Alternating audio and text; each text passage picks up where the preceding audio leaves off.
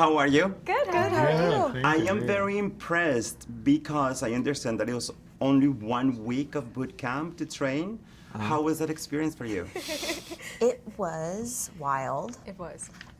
We had basically like rapid fire information thrown at us. So you serve from the right, you clear from the left. This is open arm service. This is how you open a wine bottle. This is how you present the wine bottle. This is how you carry 3 plates. And she put red wine on the plates and made us walk around and put the plates down.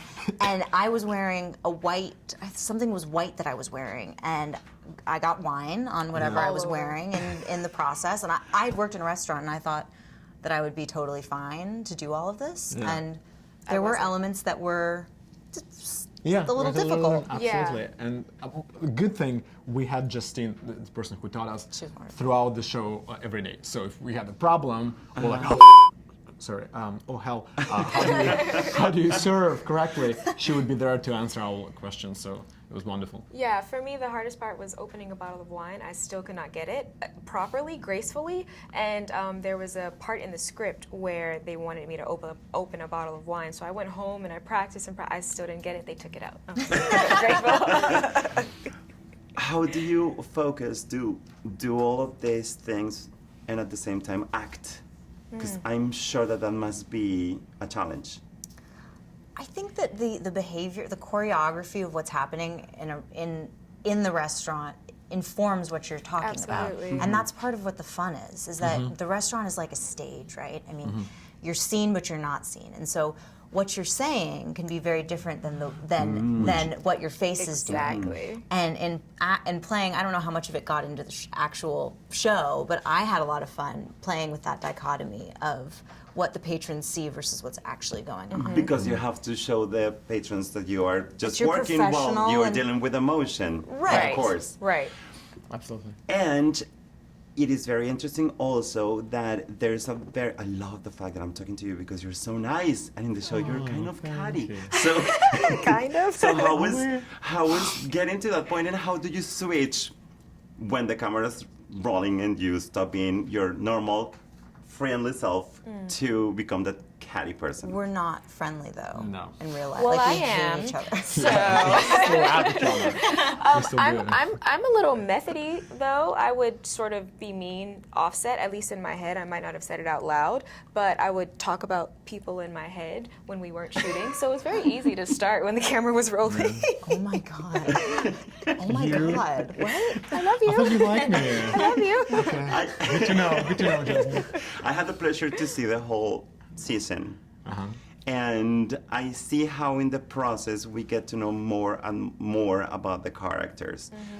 And it gives you a chance to elaborate, to give us, the audience, more.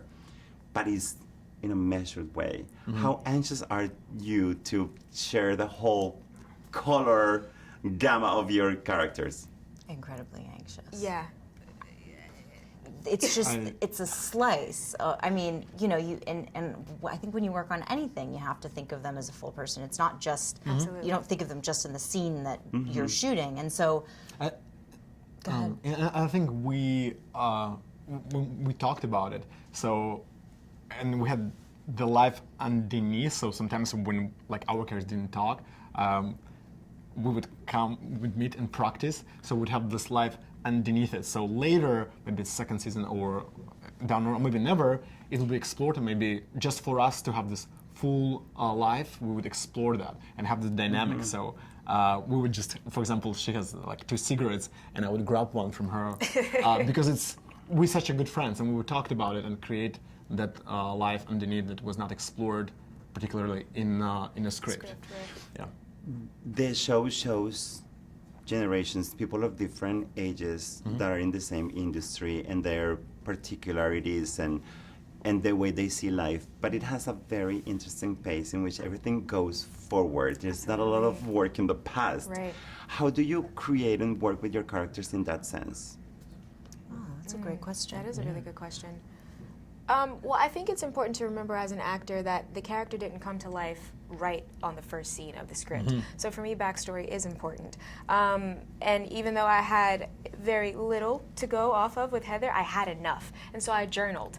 What was her day like? What may have her childhood been like? Because she has two parents that are professors at top universities. So what would that have been like? Backstory was huge for me. So even though you don't see it, I still did the work for it. I think also Stephanie, like the book as a template, is Absolutely. a beautiful jump board. And as we were working, I talked to her. Yeah. And I said, "Tell me what you know, Ari. All the characters are also based loosely on people that she's encountered, and so she was really helpful and was able to kind of give her ideas about backstory, about the way that the characters come together, how the characters serve as foils to Tess, and that was really helpful. Yeah, my character, we kind of, I think, have a glimpse on his past, and I think it was amazing. And again, the book is such a great template. Thank you so much for Thank this you. time. I feel like I was in the IT group with you. Yes, Thank you you. are. You totally are.